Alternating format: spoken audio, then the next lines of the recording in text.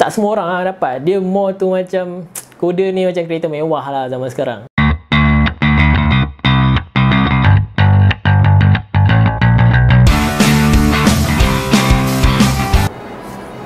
Assalamualaikum guys, video kali ni aku nak cerita tentang buku. Dalam segmen aku namakan Bedah Buku. Buku yang bertajuk Tasjil Anis Salatin. Buku ni kalau kita biasa, orang biasa dengar akan rasa macam satu buku yang aduh maai, buku sejarah pula kan. Bila buku sejarah ni kau tak faham-faham lah kan, sebab dia akan lebih kepada berat, susah nak faham. Maksudnya bila cerita pasal buku sejarah, dia adalah satu buku yang susah nak hadam lah. Macam untuk orang biasa yang kita nak isi masa lapang dengan pembacaan yang tak ringan sangat, tak berat sangat, tapi mudah difahami. Kalau buku ni, apa yang menarik perhatian aku adalah dia menceritakan tentang sejarah kegemilangan Melaka waktu dulu.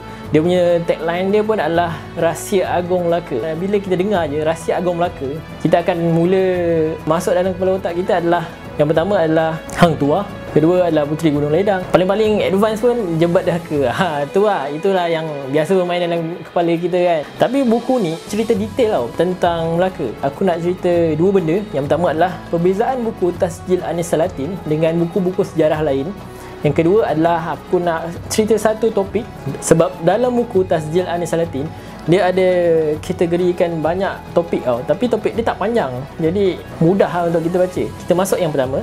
Sebenarnya kalau kita nak tahu lebih lanjut, lebih detail, lebih terperinci tentang sejarah Melaka ni, kita kena buka buku Sulalatus Salatin. Lepas tu kita kena baca buku Hikayat Hang Tuah. Tapi dia sangat berat, dia sangat memerlukan konsentrasi yang tinggi. Benda ni memerlukan komitmen lah sebenarnya. Nak baca buku yang tebal, penuh tanpa gambar. Buku Tasjil Anis Salatin ni yang aku suka sebab maksud dia ambil isi penting dalam buku-buku sejarah lama. Pada aku, buku ni sangat dekat dengan generasi muda. Kita ni more tu, kita nak tahu tentang sejarah lama, sejarah Melaka kita kan. Yang kita baca boleh faham terus. Tak adalah terus boleh faham, tapi at least proses tu cepat lah.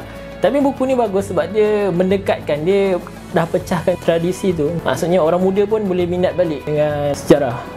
Okey, tadi kita dah cerita tentang perbezaan antara Tasjil Anis Salatin dengan buku-buku sejarah lain.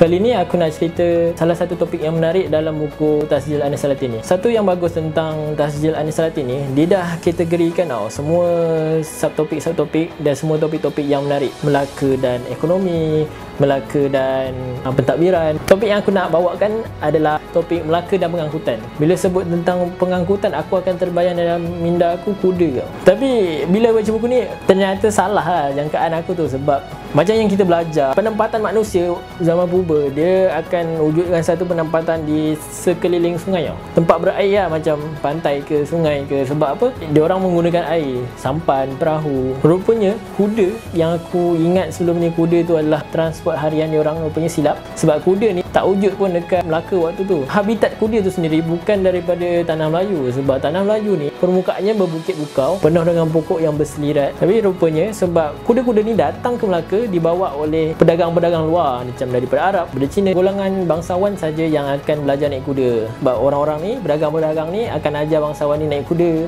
cara nak menunggang, cara nak memanah sambil berkuda. Tak semua orang lah dapat. Dia more tu macam kuda ni macam kereta mewah lah zaman sekarang. Tapi ada satu lagi yang menarik adalah gajah. Gajah ni adalah simbol kehebatan sesebuah kerajaan waktu tu.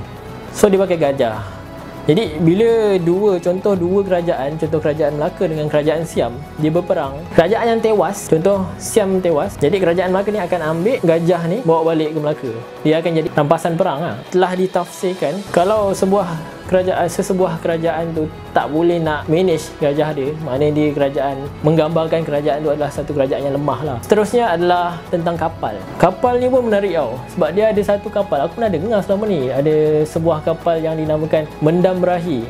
Tapi dia tak cerita detail dalam ni, cuma dia sebut kapal Mendam Berahi ni adalah kapal paling pantas. Maknanya kalau kita search kat internet pun, Mendam Berahi dia akan direlatekan dengan Hang Tuah. Sebab Hang Tuah ni Laksmana. Bila Laksmana ni dia duduk kat laut, dia biasa dengan kapal. Tapi waktu zaman sekarang kita terlampau dipomokkan dengan Melayu tu tak pandai. Melayu tu pakai keris sahaja. Melayu tak ada satu pengangkutan yang hebat. Semua kapal-kapal hebat, kapal-kapal besar adalah kapal-kapal daripada Portugis, kapal-kapal pihak barat. Tapi sebenarnya kapal-kapal zaman Melaka ni, dia punya besar tu, perumpamaannya ada disebutkan, ada dicatatkan 8 buah kapal Melaka boleh membawa muatan yang sama dengan 20 kapal pihak orang putih lah, pihak penjajah. Itu adalah antara benda-benda menarik yang aku jumpa dalam buku Tas ni. Banyak lagi sebenarnya cerita-cerita menarik. Macam aku cakap tadi, dari segi kisah takbiran, Melaka dan rasuah. Korang jangan ingat zaman sekarang je ada rasuah. Waktu dulu pun dah ada rasuah. Kalau korang nak tahu lebih lanjut tentang cerita ni, korang boleh kontak sendiri dengan penulis dia, iaitu Puan Farahana Suhaimi. Aku ada letak link Facebook dia kat bawah. Ok guys, itu sahaja daripada aku. Macam biasa, aku nak minta tolong korang untuk like, share dan subscribe channel aku, untuk bagi semangat sikit kat aku, hasilkan lebih banyak video-video yang best lepas ni. Ok, itu sahaja daripada aku. Assalamualaikum.